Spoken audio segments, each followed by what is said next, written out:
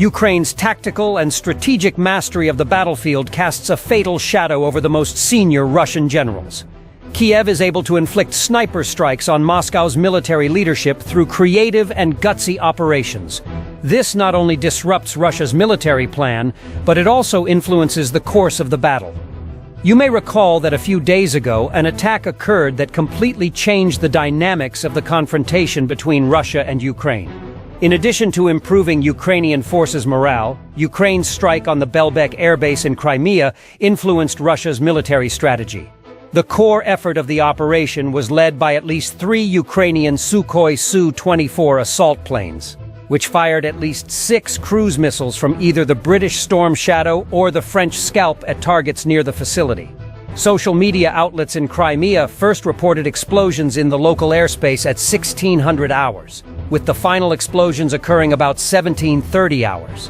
According to a few sources, at least 1 missile struck both the underground headquarters and the airport, similar to what we saw near Mariupol last year.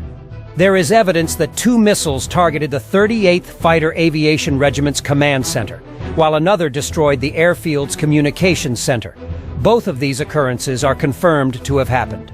During these strikes, 1 Russian fighter plane was entirely destroyed, while 2 others were severely damaged. At the same time, the Ukrainian armed forces succeeded in dismantling the Russian army's echelon organization, which included top officers. The assassination of Russian generals and soldiers was undoubtedly the most tragic loss that Russia experienced as a result of the missile attack on the Belbek airbase. Lieutenant General Alexander Tatarenko and 10 of his soldiers were rendered ineffective as a direct result of the missile strike.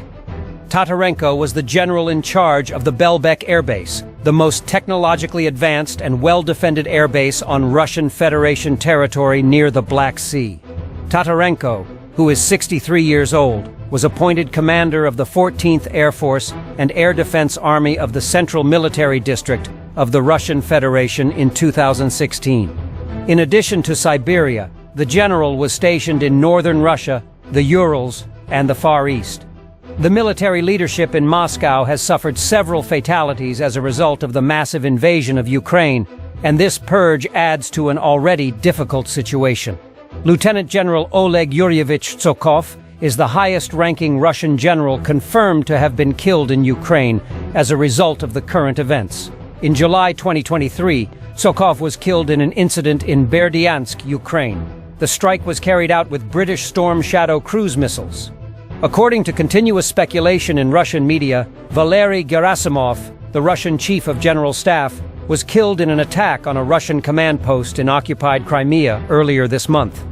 Admiral Viktor Sokolov, commander of the Russian Black Sea Fleet, was allegedly killed in a cruise missile attack on his headquarters, carried out by the Ukrainian military in September. However, he has not been seen since then. The Russian administration has confirmed that only 7 generals have been killed since the conflict began. The rationale for Russia's decision to conceal these casualties is apparent and simple. Each purge creates a big hole in the Russian military and has a disastrous influence on motivation.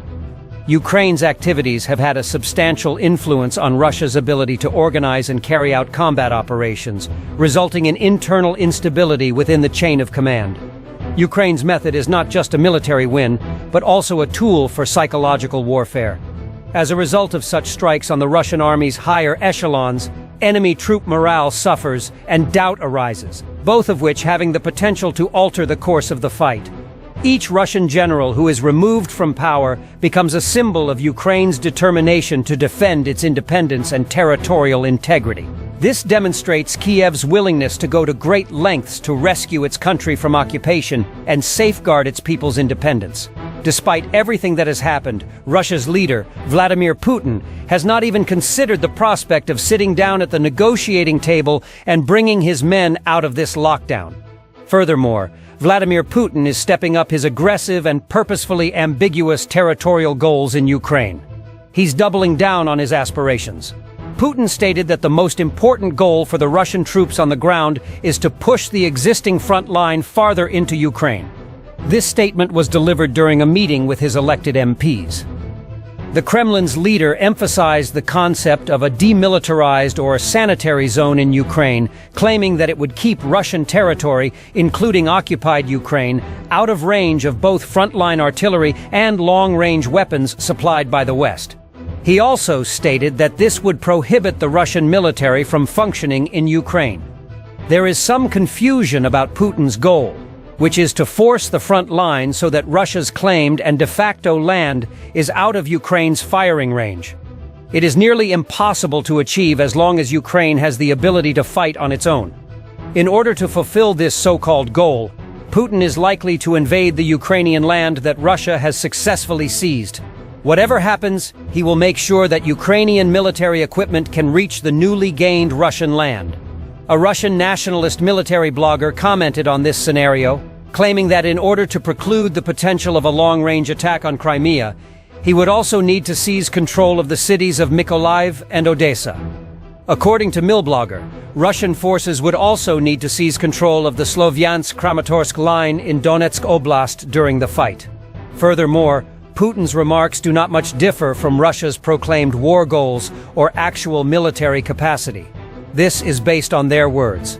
On the other hand, it is quite likely that their goal is to capitalize on pre-existing narratives that have the ability to stymie both short-term and long-term Western military assistance for Ukraine and force the West to participate in negotiations. This ostensibly demilitarized zone was enlarged to encompass Kharkiv, which Putin had previously identified as belonging to the Russian Federation. The most likely motivation for this operation was to capitalize on the controversy surrounding the potential of a Russian military attack along Kharkiv Oblast's northern border with Belgorod Oblast. Such an effort could have happened. In an effort to divert Ukrainian attention away from Russia's ongoing offensive operation along the Kharkiv-Luhansk Oblast axis, Putin may consider increasing or enlarging these exchanges.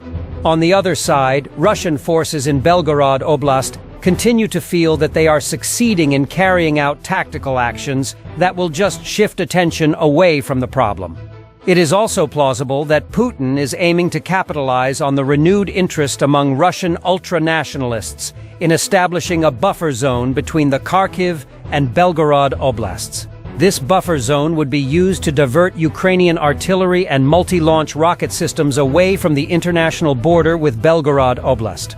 Vladimir Putin has previously suggested that he would consider establishing such a buffer zone in reaction to popular displeasure with limited cross-border assaults carried out by pro-Ukrainian forces in Belgorod Oblast during the summer of 2023.